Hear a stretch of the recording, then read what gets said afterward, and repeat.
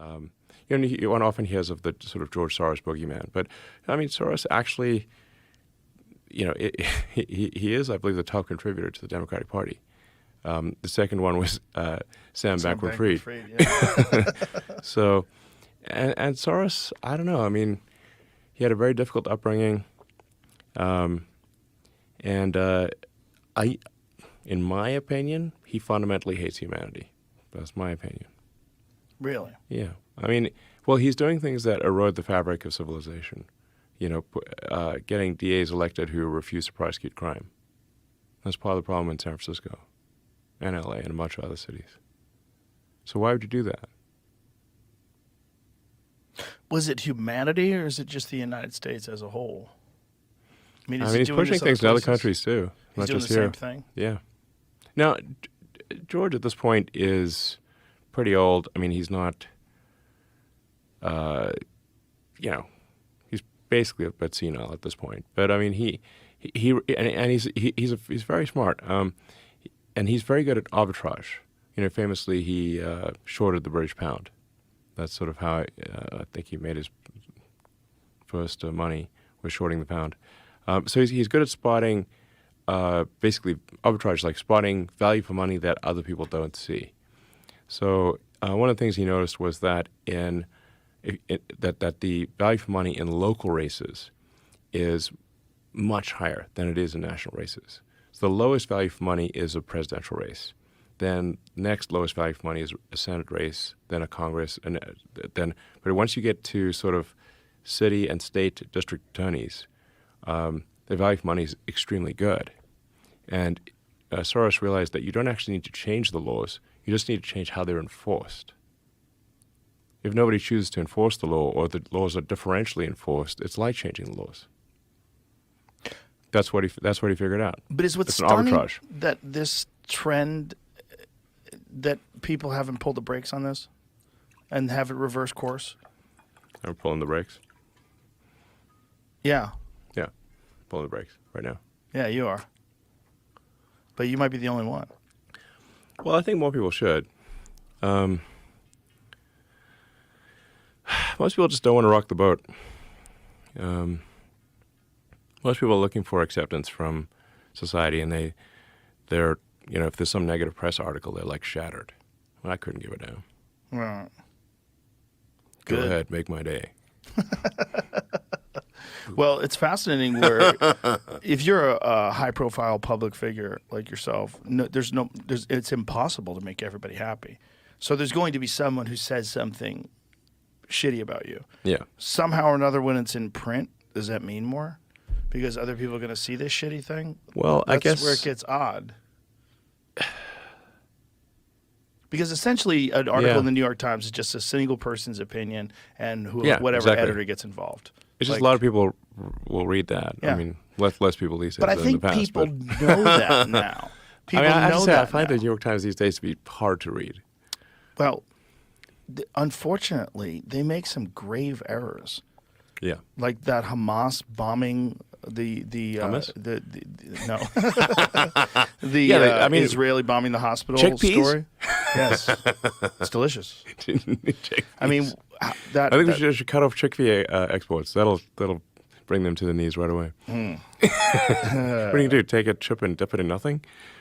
What we need to do is introduce them to pineapple and anchovy pizza. They will have no use for I hope that's coming. Is that coming? Do we have a pizza name, like a company? I think so. I'll get some information. I want to make sure it's a good one, though. Pizza Leone.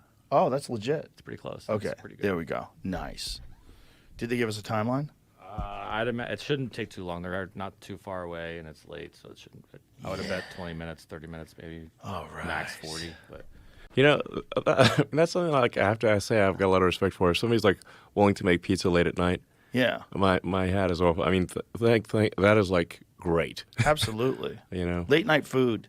I appreciate if you can get a really good late night meal. Yeah. Hats off. Totally. Or wigs off. 100%. Yeah, I'm a giant fan of very good late night food, and that's one of the things that like Los Angeles really used to have. Yeah. They had a Pacific dining cart where you can get a legit steak 24 hours a day. Really? That's great. I don't know if it's still open in downtown LA. I believe the one in Santa Monica closed, but a Pacific dining car in downtown LA was a legit steakhouse. And you get it. We would leave the Comedy Store 2, 3 in the morning, get a legit steak. That's cool. Is that still open? Temporarily closed. Fucking COVID got them. And COVID just took out so many restaurants. It's crazy. It's not coming back. Their website seems to be down too. So. Yeah, they're not coming back. Motherfucker. COVID got 70% of the restaurants in LA at one point. Wow. Not COVID, I should say. Policies. Well, Lockdowns. the mind virus. I mean, it's like just crazy. Yeah. Well, that's why I moved here. One of the reasons why I moved here is we came here in May of 2020, and you could go indoors and eat in restaurants. And my kids, who were pretty young at the time, 10 and 12, they were like, we want to live here. Yeah, So it's like they're freaked out. Like, LA was weird. Yeah, It I mean, changed. for most of COVID, I was actually in South Texas building this Starship factory. And, you know, we were just, no mask, no nothing, just building a factory, building rockets. And then, you know, you would have teams from California visit all masked up. And they'd freak out that we don't have masks. And we're like, we're still alive, man. Yeah. So. Did you lose anybody? Did anybody from your factory die of COVID? Not that I'm aware of, no. So part of it is that, like, that I kind of saw a dress rehearsal, which is that, you know, I kind of started in Wuhan. And so Tesla's got 20,000 employees in China.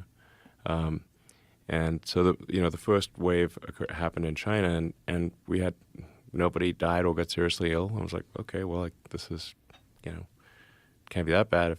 And we're not relying on government statistics. We literally know who showed up for work, Right. Did they badge in or not? And we had no one die and no one got seriously ill. So I'm like, well, I don't know what the big deal is. Well, there's a problem that people still want to stick to this initial narrative that they believed and that they espoused. They repeated it. And so they'll still fight you on this today. People still fight you today on the merits of the lockdowns, the importance of vaccine mandates, closing schools. There's people that stated an opinion in 2020, and they still are doing mental gymnastics to try to make it seem like that was the right choice. No, it was just a panic. Yeah. And a lot of deaths got ascribed to COVID that had nothing to do with COVID. And in fact, I'd say in the beginning, the cure is worse than the disease. So, because people panic too much. And so that somebody would get diagnosed with COVID, they put them on intubated ventilator for a week, and this was going to basically cook your lungs. So if you're on Puro 2 under pressure.